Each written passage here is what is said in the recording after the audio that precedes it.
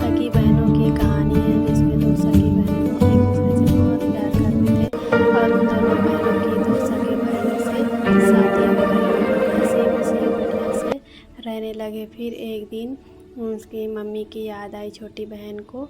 फिर वो मायके चली गई। मायके जा रही थी तो बहुत दयालु स्वभाव की थी।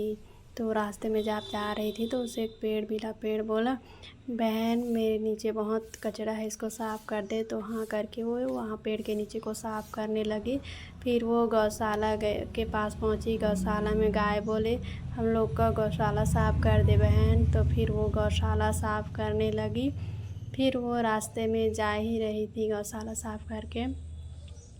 फिर रास्ते में उसको मिले सांप। सांप भी बोले, हम लोग का बिल में लोग पत्थर डाल देते हैं, इसे साफ़ कर दे बोले। तो वो बिल भी साफ़ करने लग गई और ऐसा करते करते उसे रात हो गया। तो वो एक बूढ़ी दादी के झोपड़ी में रहने के लिए रुक गई।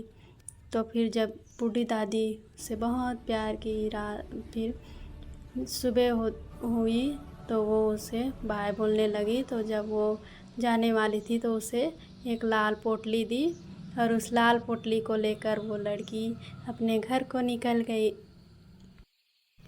जा रही थी तो वही गौ माता मिली। फिर उसको वो गौ माता लोग दूध दिए तो वो दूध को पकड़ी और गई। और फिर वो रास्ते में जा ही रही थी कि पेड़ के पास उसे फल का टोकरा मिला।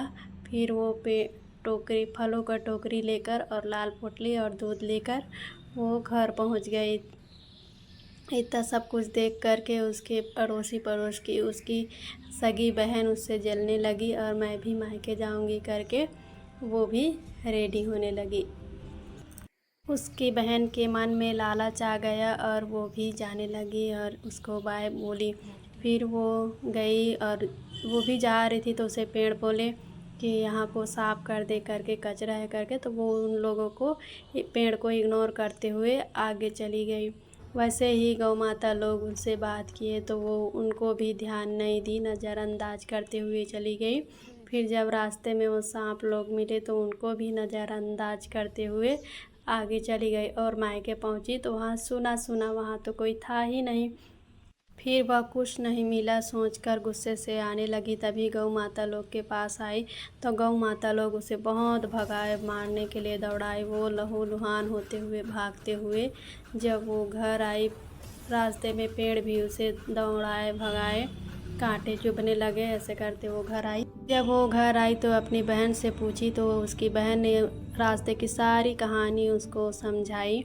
तो इसीलिए कहते हैं कभी भी किसी को देखकर लालच नहीं करना चाहिए। और फिर वो भी लालच छोड़ दी और हंसी खुशी रहने लगी।